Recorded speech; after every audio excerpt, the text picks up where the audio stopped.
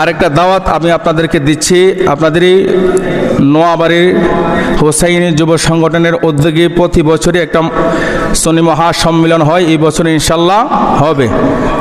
আগামী 9 জানুয়ারি রোজ শুক্রবার বাদ আসর হইতে মধ্যরাত্র পর্যন্ত এই মাহফিল এই বছর দূরের মেহমান যিনাদেরকে দাওয়াত করেছেন, তিনাদের মধ্যে প্রধান অতিথি যিনা থাকবেন আন্তর্জাতিক খ্যাতিসম্পন্ন বক্তা, আপনারা সকলেই ওনাকে চেনেন, ইউটিউব ফেসবুকে আপনারা বক্তব্য শুনে থাকেন।